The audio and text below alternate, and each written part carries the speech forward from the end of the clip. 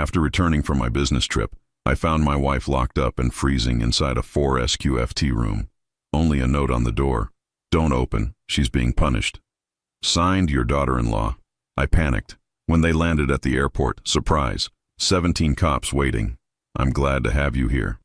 Follow my story until the end and comment the city you're watching from, so I can see how far my story has reached. I never thought coming home early from a business trip would save my wife's life. The house felt wrong the moment I stepped through the front door. After 23 years of marriage to Rebecca, you develop an instinct for these things. The silence wasn't the comfortable quiet of an empty home. It was heavy, suffocating, like the air itself was holding its breath. My luggage hit the marble floor with a hollow thud that seemed to echo through rooms that should have been filled with Rebecca's gentle humming or the soft murmur of the television. "Rebecca?" I called out, loosening my tie as I walked deeper into our Denver home. "Honey, I'm back early." Nothing. The living room looked untouched, magazines perfectly aligned on the coffee table the way Rebecca always kept them. The kitchen was spotless, but something nagged at me. No coffee cup in the sink. No sign that anyone had eaten breakfast. Rebecca was methodical about her routines, especially her morning coffee ritual that she'd maintained for as long as I'd known her. I climbed the stairs 2 at a time, my heart beginning to race for reasons I couldn't yet understand. Our bedroom was empty, the bed made with military precision.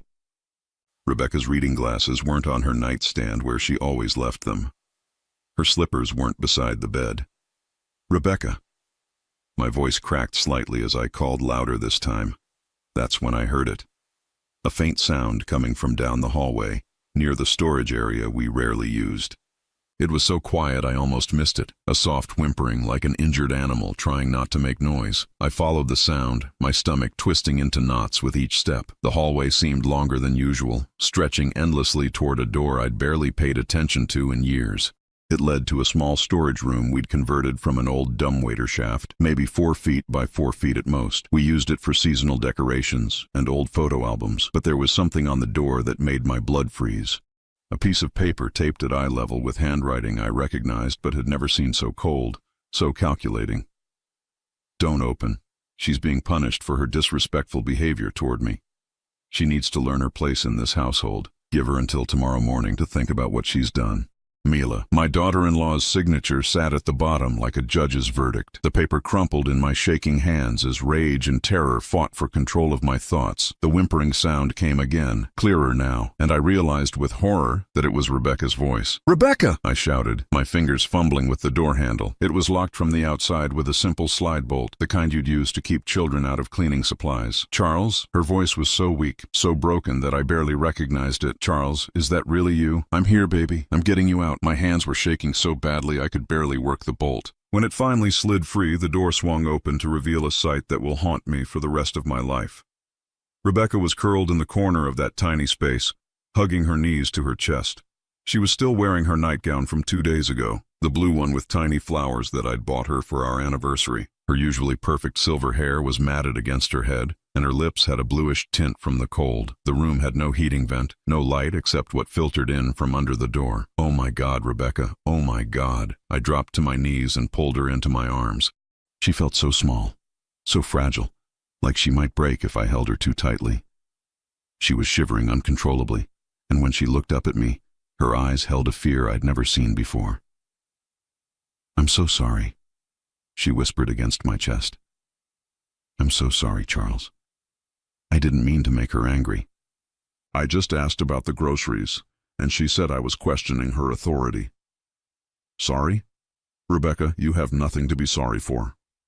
I lifted her gently, carrying her toward our bedroom. She weighed nothing in my arms, and I realized she must not have eaten anything since I'd left for Chicago 3 days ago. As I settled her on our bed and wrapped her in blankets, pieces of a puzzle I'd been too blind to see began clicking into place. The way Rebecca had become quieter over the past few months, how she'd stopped joining me for dinner when Mila and my son David visited, the way she'd flinch sometimes when Mila's voice carried through the house. "How long were you in there?" I asked, though I dreaded the answer. "Since yesterday morning," she said, her teeth still chattering. "She said you wouldn't be back until tomorrow night, and that I needed to learn what happens when I disrespect her. 36 hours. My wife had been locked in a 4x4-foot space for 36 hours while I was presenting quarterly reports in Chicago, completely oblivious to her suffering. I helped Rebecca sip some warm tea, my mind racing. Where was David? Where was Mila? How had this happened in my own home? Where are they now? I asked, trying to keep my voice calm. David went to work this morning. He doesn't know. Mila told him I was feeling sick and didn't want to be disturbed. Rebecca's voice was getting stronger, but her hands still trembled around the mug. She made me promise not to tell him what really happened.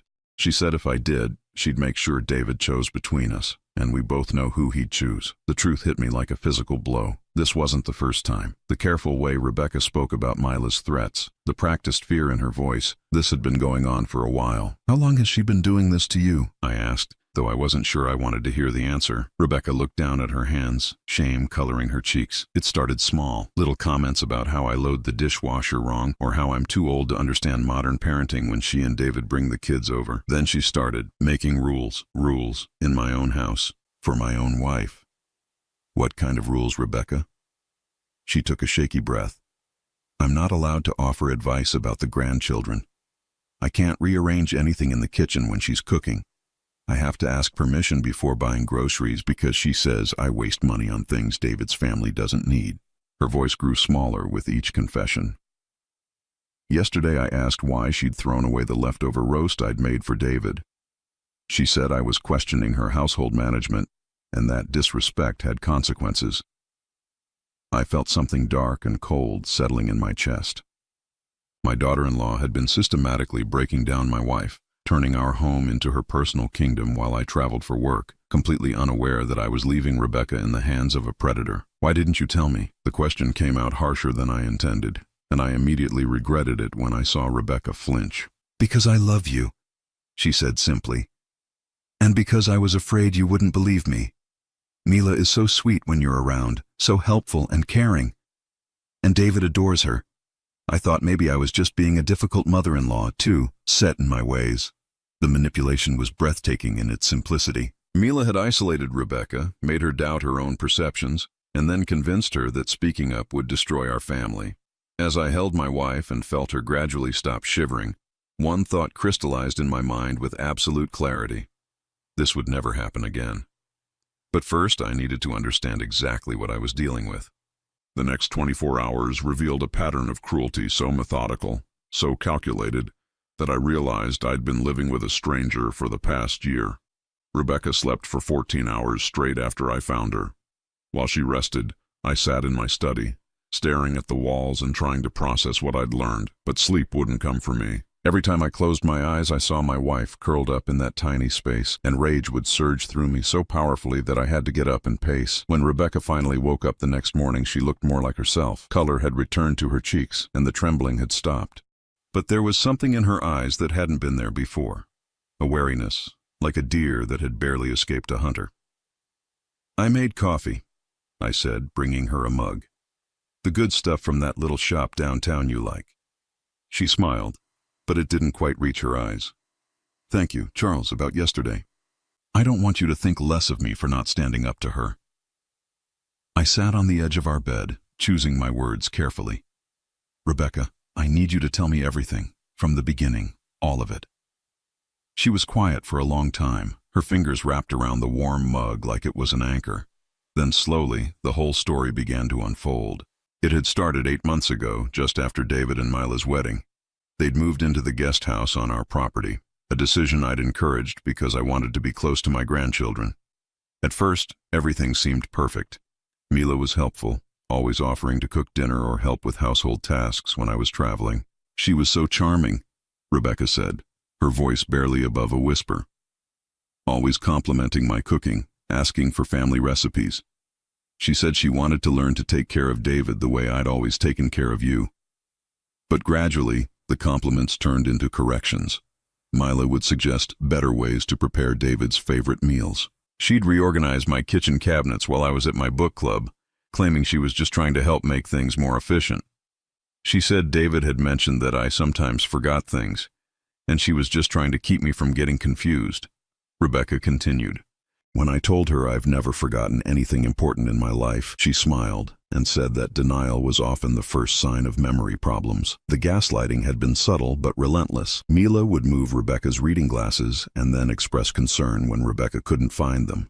She'd throw away leftovers and then suggest that Rebecca was becoming forgetful about food safety. Small things, each explained away with caring concern. She started making little rules, Rebecca said, her hands beginning to shake again. Nothing dramatic at first.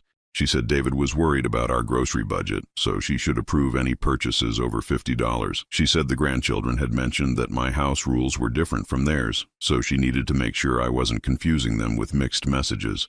Each rule was presented as a favor to David, a way to reduce his stress about managing two households, and because I was traveling 2 or 3 days a week for work, I never saw any of it happening. The first time she locked me in the pantry was 3 months ago. Rebecca's voice became even quieter. I had offered to help my grandson with his math homework, and she said I was undermining her authority as his mother. She said I needed time to think about respecting boundaries. My coffee mug hit the nightstand harder than I intended. The pantry? How long? 2 hours. She let me out when she heard David's car in the driveway. Rebecca's eyes filled with tears. She told him I'd been taking a nap and felt much better. David was so pleased that she was taking such good care of me while you were away. The pattern became clear as Rebecca continued talking. Each punishment was carefully timed to occur when David wasn't around. Each explanation to David painted Mila as the caring daughter-in-law looking after an increasingly difficult mother-in-law. And each incident was escalated slightly from the last. She started controlling my phone calls, Rebecca said. She said David was worried about me giving money to telephone scammers, so she needed to screen my calls when he wasn't here. She took my phone during the day and gave it back before David came home. That explained why Rebecca hadn't answered when I'd called from Chicago. I'd assumed she was busy with her garden or at the grocery store, the storage room. That wasn't the first time, I asked, though I already knew the answer. Rebecca shook her head. She'd been using it for smaller infractions, an hour here, 2 hours there. She called it my thinking time. Yesterday was the longest because she said questioning her grocery decisions was the most serious disrespect I'd shown. I felt sick. While I'd been proudly telling colleagues about my wonderful daughter-in-law who was such a help to Rebecca, my wife was being systematically tortured in our own home. Why didn't you call me? Text me? Something? She took my phone that morning, Rebecca said. And she told me that if I ever contacted you during one of my correction periods, she'd tell David that I was having episodes of confusion and aggression. She said she'd researched memory care facilities and found some very nice ones where I could get the help I needed. The threat was clear: comply or be removed from your home and family entirely. I stood up and walked to the window, staring out at the guest house where my son and his wife lived. From the outside, everything looked normal. David's car was in the driveway. Mila's flowers bloomed in neat rows beside the front door. No one would ever suspect that behind that cheerful facade lived someone capable of such calculated cruelty. There's something else, Rebecca said softly. I found some papers in the kitchen drawer last week. Mila had been researching your business trips, your schedule. She had notes about when you'd be gone longest, which clients required the most travel. She'd been planning her torture sessions around my work schedule. And Charles. I think she's been giving me something. In my tea, maybe. The past few weeks I've been so tired in the afternoons. Too tired to fight back when she puts me in the room. My hands clenched into fists, drugging my wife, imprisoning her, psychologically torturing her, and doing it all while maintaining a perfect facade for my son. Where is she now? I asked. Shopping with David. They take the children every Saturday morning. Rebecca glanced at the clock. They'll be back around noon. I had 2 hours to decide how to handle this. 2 hours to figure out how to protect my wife without destroying my relationship with my son. Because one thing was certain, David had no idea what his wife really was.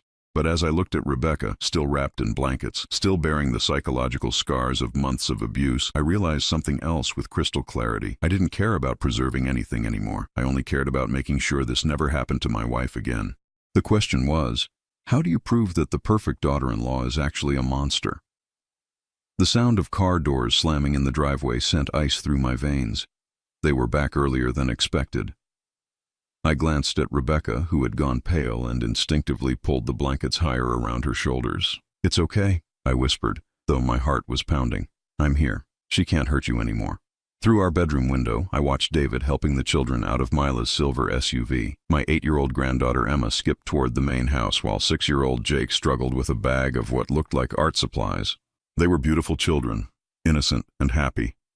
They had no idea their mother was a predator. David looked tired. He'd been working longer hours lately at his engineering firm, taking on extra projects to support his growing family. The irony wasn't lost on me. While he exhausted himself providing for them, his wife was using his absence to torture his stepmother. "Rebecca, I want you to stay up here," I said quietly. "Lock the door behind me. Don't come down no matter what you hear." Her eyes widened with fear. "Charles, please don't confront her directly. She's very smart about making me look like the problem. If you accuse her without proof, she'll twist everything." But I was past caring about proof or strategy. The image of my wife locked in that 4x4 space had burned itself into my mind, and I couldn't think of anything except making sure it never happened again. I heard the front door open, followed by the children's excited voices echoing through the foyer. They were probably looking for Rebecca, who always had cookies ready for their Saturday visits. Today, there would be no cookies, no warm grandmother's hugs. Today, everything changed. "Grandma Rebecca," Emma's voice carried up the stairs. "We brought you pictures from art class." I heard Mila's voice, honey-sweet and concerned. "Oh, sweetie, Grandma Rebecca isn't feeling well today. She needs to rest. Why don't you show Grandpa your pictures instead?" The manipulation started immediately. Even with the children, she couldn't help herself. I found them in the kitchen. David was putting away groceries while Mila helped Emma and Jake spread their artwork across the counter. She looked exactly as she always did. Shoulder-length blonde hair perfectly styled, makeup subtle but flawless, wearing a soft pink sweater that made her look like the ideal young mother. "Charles!" David's face lit up when he saw me. "Dad, you're back early. How was Chicago?" "Fine," I said, my voice carefully controlled. The Peterson account closed sooner than expected. Mila turned toward me with that same bright smile she'd worn for the past year. "Oh, wonderful. I was just telling the children that Grandma Rebecca is having one of her difficult days. She's been so tired lately, poor thing." The casual lie rolled off her tongue so smoothly that I almost doubted my own memory of finding Rebecca locked in that storage room. Almost. "What do you mean, difficult days?" I asked. Mila's expression shifted to one of gentle concern. "Oh, I probably shouldn't say anything.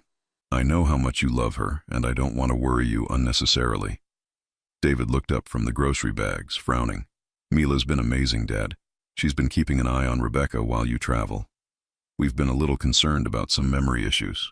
"Memory issues?" The phrase hit me like a slap. "What kind of memory issues?"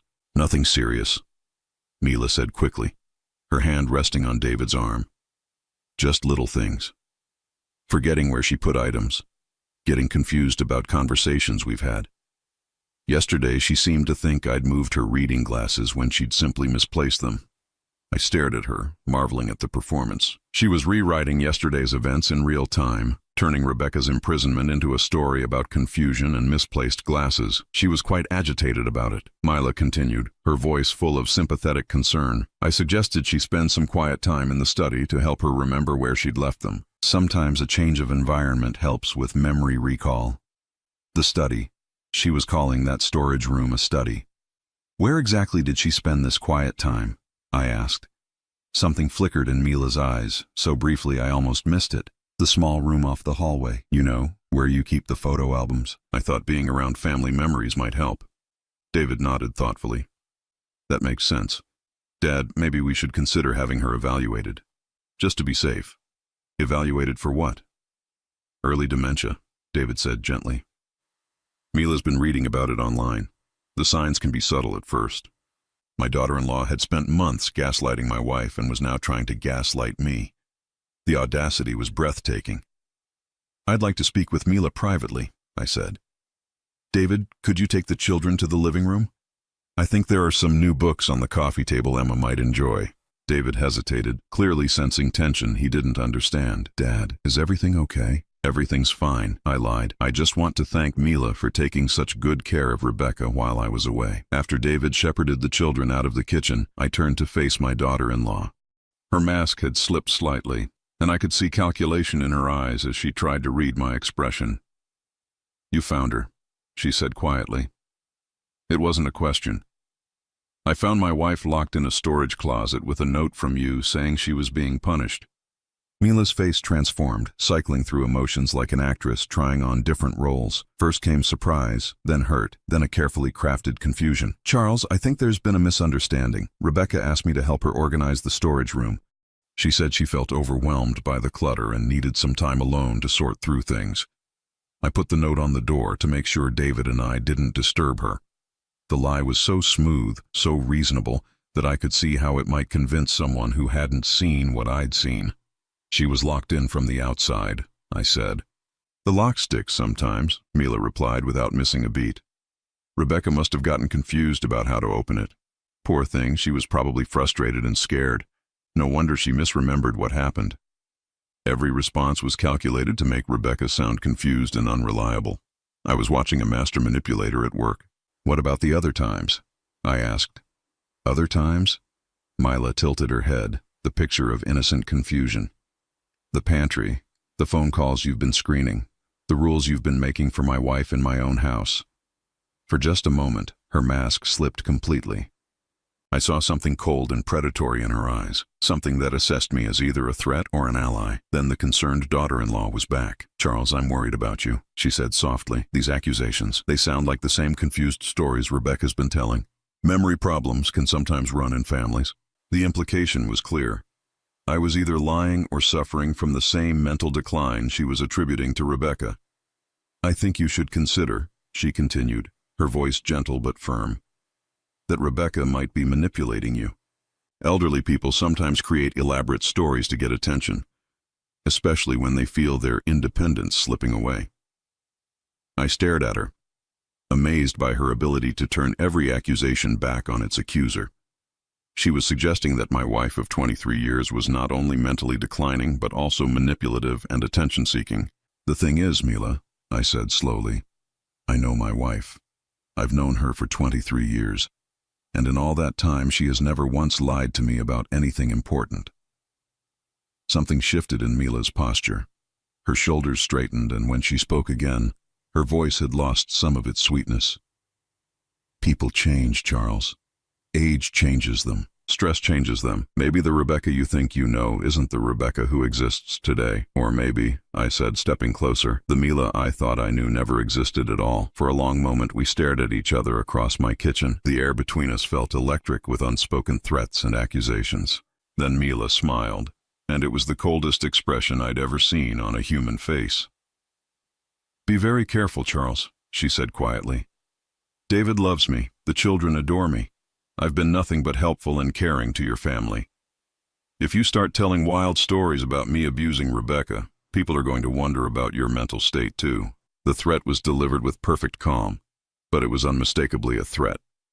"Cross me, and I'll destroy your credibility the same way I've been destroying hers." "Is that what you told Rebecca?" I asked. "That no one would believe her?" "I told Rebecca the truth," Mila replied. "That David trusts my judgment about what's best for this family. And that trust isn't something you want to damage with paranoid accusations." She was right, and we both knew it. David did trust her. He'd already accepted her version of Rebecca's memory problems. If I accused Mila without ironclad proof, it would look like a family feud between a jealous father-in-law and his son's devoted wife. "But here's what I don't understand," I said. "Why? What do you get out of hurting an innocent woman who's never done anything but welcome you into this family?" For the first time, Mila's composure cracked slightly. Something raw and ugly flickered across her features. "Control," she said simply. "In every family, someone has to be in charge. It might as well be me." And there it was. The truth, finally spoken aloud. This wasn't about memory problems or household management or helping David. This was about power, pure and simple. Mila had decided to rule our family, and Rebecca was simply an obstacle to be removed. As if summoned by the tension, David's voice called from the living room. "Everything okay in there?" "Just fine, honey," Mila called back, her sweet mask sliding effortlessly back into place. She looked at me with those cold eyes and smiled. "We were just discussing how much we both love this family." The message was clear. This conversation was over and nothing had changed. She would continue to present herself as the perfect daughter-in-law, and I would look like a paranoid old man if I tried to expose her. But as I watched her walk toward the living room to rejoin my son and grandchildren, one thought crystallized in my mind. She was right about one thing. Someone did need to be in charge of this family. It just wasn't going to be her. The hardware store clerk looked at me strangely when I bought 6 tiny wireless cameras and a digital recording system on Monday morning. I probably looked like exactly what I was. A desperate man planning something I never thought I'd have to do in my own home. "Setting up a security system?" he asked as he rang up my purchases. "Something like that," I replied, paying in cash. The total came to $437, a small price for what I hoped would be my wife's freedom. I'd spent the weekend planning. David and Mila had taken the children home Sunday evening, leaving behind what they thought was a confused elderly couple dealing with memory issues. Mila had even hugged Rebecca goodbye, whispering something about how they'd work together to help her feel less confused.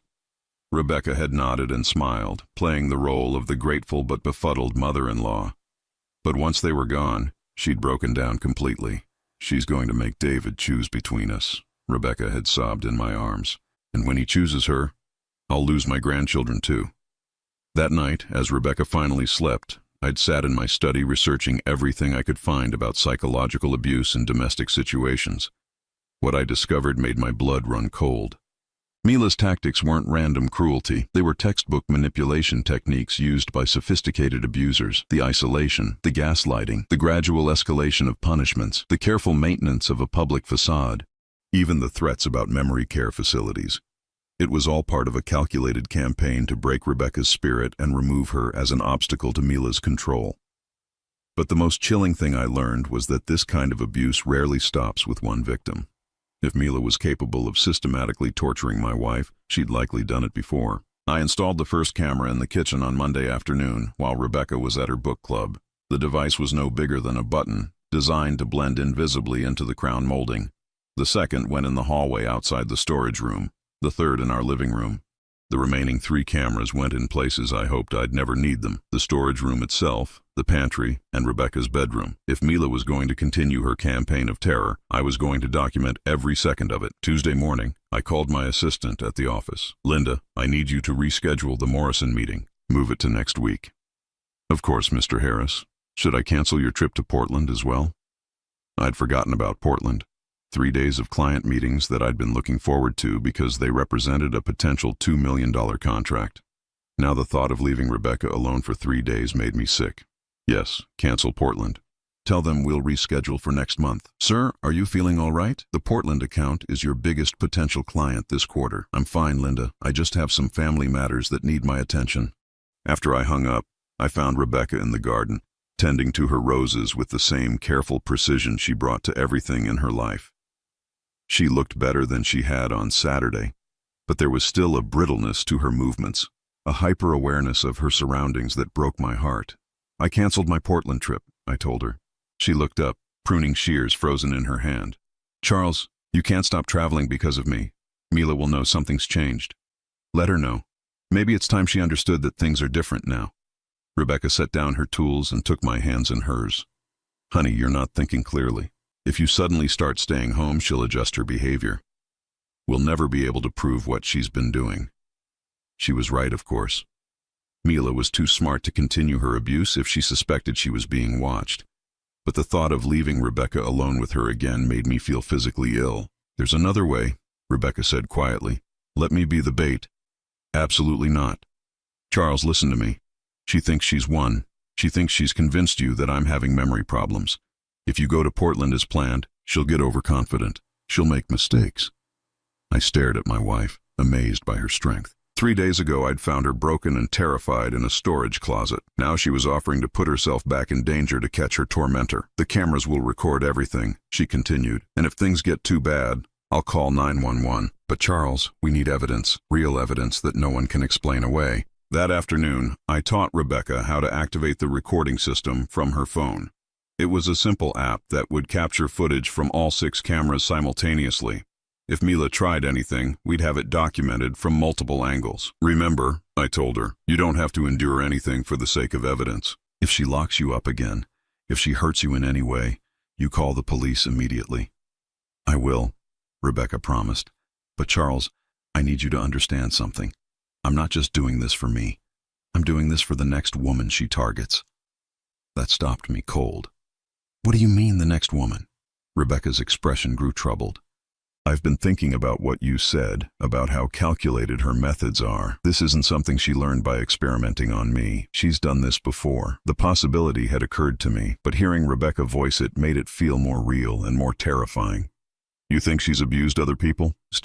I think she's probably abused every vulnerable person she's ever had access to, Rebecca said grimly. And if we don't stop her, she'll keep doing it. Maybe to elderly parents in her next marriage. Maybe to her own children when they get older and start challenging her authority. The thought of Emma and Jake potentially facing their mother's cruelty made my decision for me. I had to go to Portland. I had to give Mila enough rope to hang herself. Wednesday morning, I kissed Rebecca goodbye and drove to the airport, my phone clutched in my hand like a lifeline. The recording app was active, streaming live footage from our house to my phone. I could check on Rebecca at any time. The first day passed without incident. Mila was on her best behavior, bringing Rebecca soup for lunch and chatting pleasantly about the children's school activities. I almost wondered if I'd been wrong about her, if the storage room incident had been an aberration. Then Thursday morning happened. I was in my hotel room getting dressed for my first client meeting when my phone buzzed with an alert from the recording system, motion detected in the kitchen. I opened the app and saw Mila standing at our counter, crushing something into a powder with the back of a spoon. She was wearing latex gloves. My hands shook as I watched her dump the powder into Rebecca's morning tea mug, the blue one with forget-me-nots that Rebecca used every day. Then Mila carefully washed the spoon and threw away the gloves before calling out cheerfully, "Rebecca, your tea is ready." I was watching my daughter-in-law drug my wife in real time, from 800 miles away, and there was nothing I could do to stop it. Rebecca appeared in the kitchen doorway, already dressed for the day in her favorite yellow cardigan. She looked rested and alert, completely unaware of what waited for her in that innocent-looking mug. "Thank you, dear," Rebecca said, taking the tea. "That's very thoughtful." "Of course," Mila replied with that sickeningly sweet smile. "I know how much you enjoy your morning routine." I watched in horror as Rebecca took her first sip, then another. Within 10 minutes, her movements began to slow. Her eyelids started to droop. "Oh my," Rebecca said, swaying slightly. "I suddenly feel very tired." "Poor thing," Mila said, her voice full of false concern. "Why don't you lie down for a while? I'll make sure David knows you're not feeling well." But instead of leading Rebecca to her bedroom, Mila guided her toward the hallway, toward that storage room. "I think some quiet time would be good for you," Mila said as Rebecca stumbled along, clearly fighting the effects of whatever drug she'd been given. "Just like we discussed before." "Before?" Rebecca's voice was slurred now. "I don't remember discussing." "Oh, but we did," Mila said firmly. "Remember? You asked me to help you when you felt confused. This is me helping you." Even drugged and disoriented, Rebecca tried to resist when she realized where they were going, but whatever Mila had given her had sapped her strength. I watched through the hallway camera as my wife was pushed into that 4x4 space once again. "This will help clear your head," Mila said as she closed the door. "We'll try again this afternoon when you're thinking more clearly." The lock slid home with a metallic click that I could hear through my phone's speakers. I was already reaching for my car keys when I realized I was 800 miles away. Even if I left for the airport immediately, it would be hours before I could get home. Hours that Rebecca would spend locked in that space, drugged and helpless. But this time, I had evidence. Video evidence of Mila drugging my wife and imprisoning her. Evidence that no amount of manipulation or gaslighting could explain away. I called 911 from my hotel room in Portland, my voice steady despite the rage and fear coursing through my veins. 911, what's your emergency? My wife is being held prisoner in my home by my daughter-in-law. I have video evidence of the assault in progress. It was time for Mila's perfect facade to crumble, and this time, there would be witnesses. The Denver police dispatcher's voice was calm and professional, but I could hear the urgency building as I explained the situation. "Sir, you're calling from Portland about an incident happening in Denver right now." "Yes, I have live video feed showing my daughter-in-law drugging and imprisoning my wife. She's locked in a storage room at this very moment." My voice remained steady, though my hands were shaking as I held the phone. "What's the address, sir?" I rattled off our home address, then added, "The perpetrator's name is Mila Harris. She lives in the guest house on the same property with my son David Harris. My wife is Rebecca Harris. age 61, and you're certain she's being held against her will? I watched her being drugged through my security cameras. She was barely conscious when she was forced into the room. The door is locked from the outside. There was a pause as the dispatcher processed this information. Sir, we're going to need you to email us the video footage immediately. Can you do that while I have officers en route? Already sending it, I said, my fingers flying across my laptop keyboard. I'd uploaded the entire morning's footage to a secure server within minutes of witnessing the assault. Officers are approximately 7 minutes out, the dispatcher informed me. They'll also be contacting your local FBI field office, given the nature of the evidence you're providing. FBI. The word hit me like a physical blow. This wasn't just domestic abuse anymore. This was federal criminal territory. As I waited for confirmation that the police had arrived, I called David's office. My son answered on the second ring, his voice cheerful and unsuspecting. Dad, how's Portland? Land the Morrison account yet? David, I need you to go home immediately. Something in my tone must have alarmed him because his voice changed instantly. What's wrong? Is Rebecca okay? Just go home, son, right now. The police will be there, and I'll explain everything once you arrive. Police? Dad, you're scaring me. What happened? Mila has been abusing Rebecca.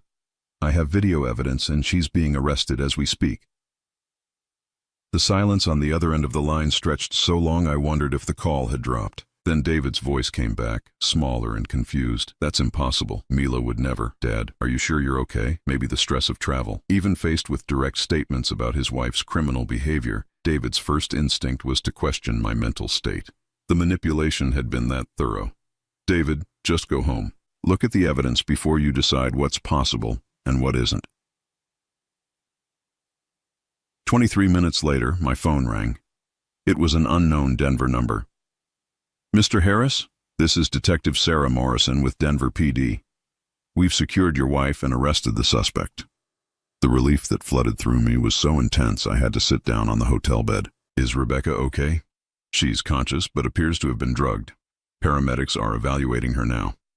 Sir, I have to tell you, the evidence you provided is some of the clearest documentation of domestic abuse I've seen in 15 years of police work.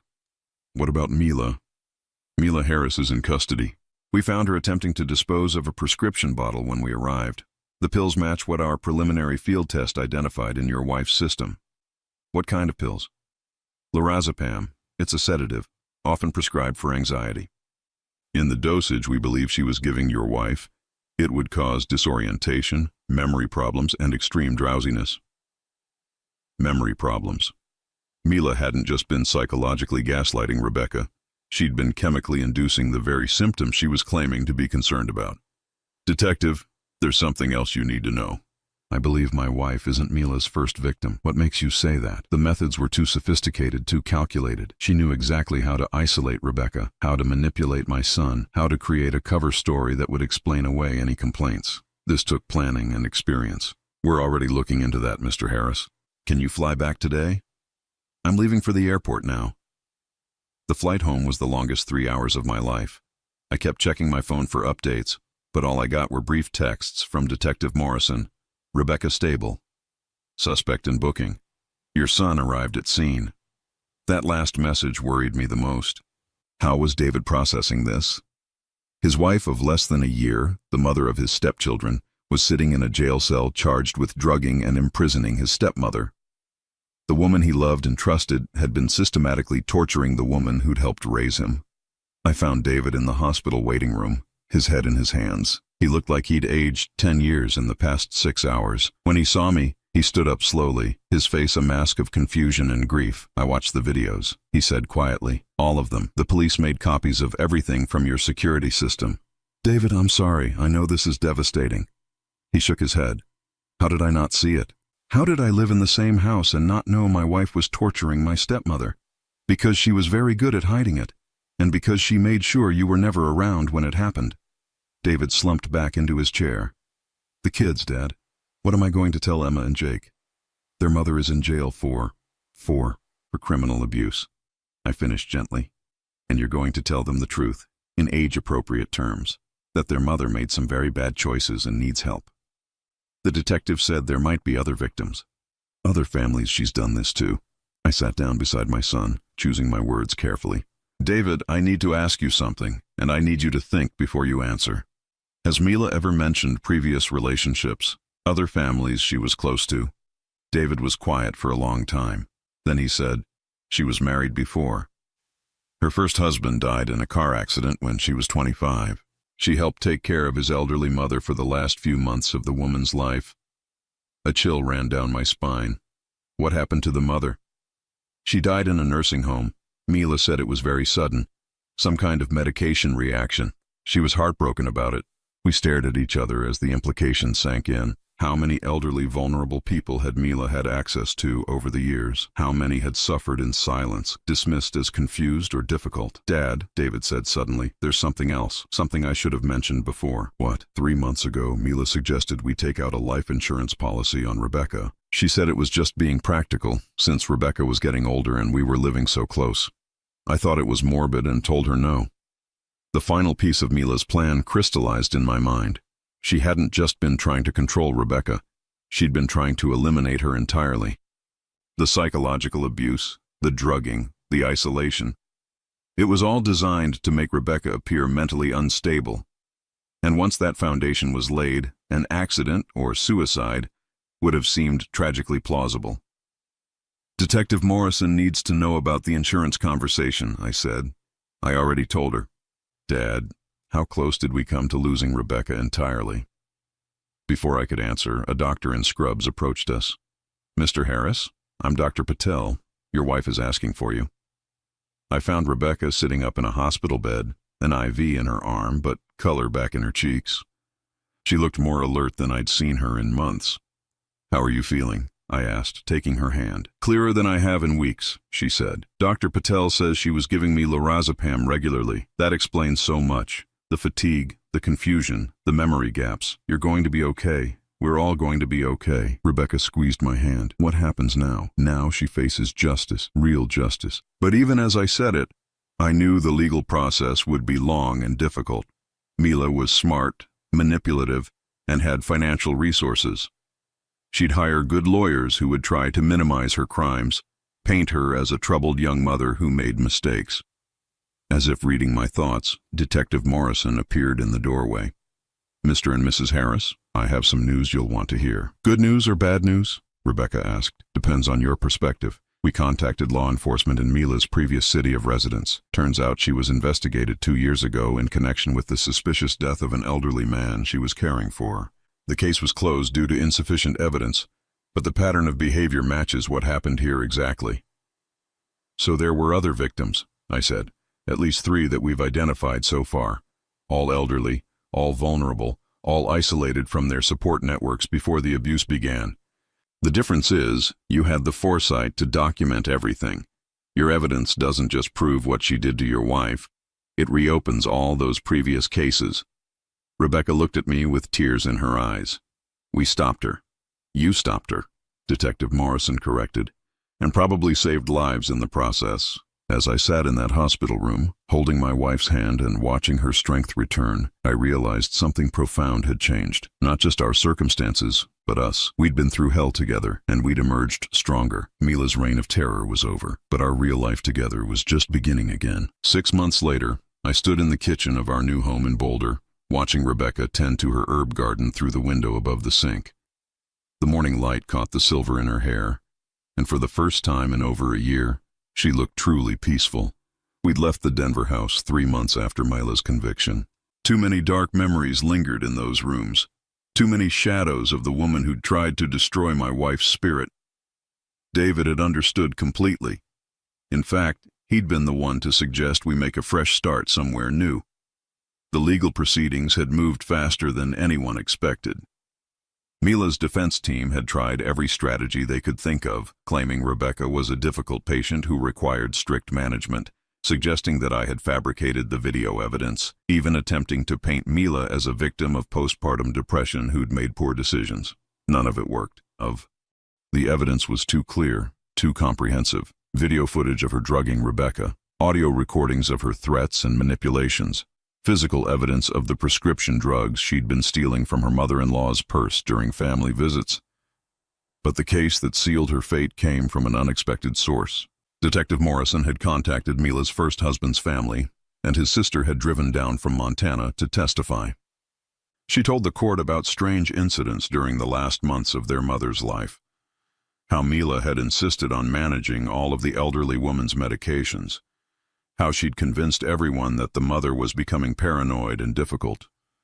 How she'd isolated her from other family members by claiming their visits upset her. My mother died alone in that nursing home, the sister testified, because Mila convinced us she was becoming violent and unmanageable.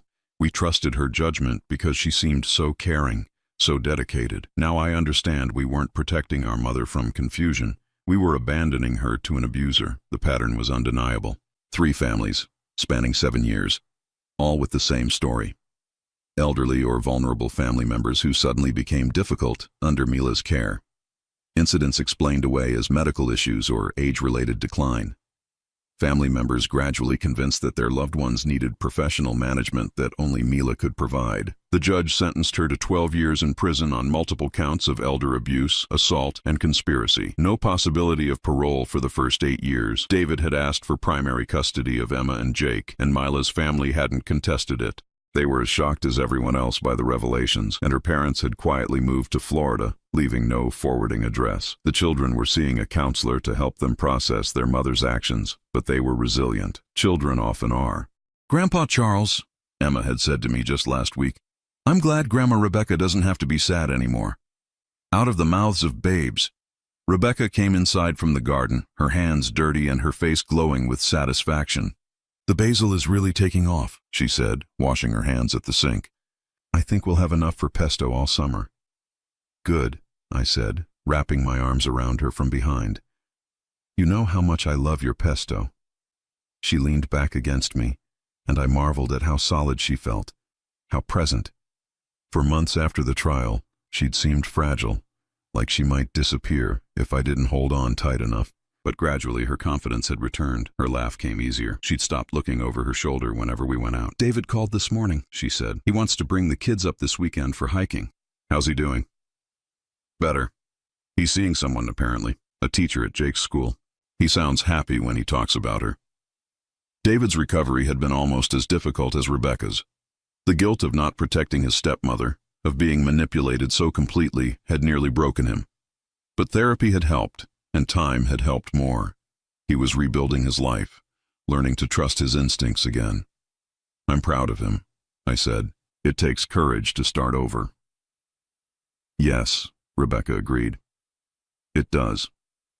We'd both learned something about courage over the past year. Not the dramatic, heroic kind you see in movies, but the quiet, daily kind that it takes to rebuild trust after it's been shattered. The courage to believe that not everyone who seems caring actually is, but also the courage to remain open to genuine kindness. My phone buzzed with a text message. I glanced at it and smiled. "Detective Morrison says the Colorado Bureau of Investigation wants to use our case as a training example for elder abuse investigators." "Good," Rebecca said firmly. "Maybe it will help someone else recognize the signs earlier than we did." That was Rebecca, always thinking about how our pain could prevent someone else's. It was one of the things I loved most about her, this instinct to turn suffering into service. We'd both changed because of what happened. I'd learned that success in business meant nothing if I couldn't protect the people I loved. I'd cut my travel schedule in half and hired an associate to handle the accounts that required extensive trips.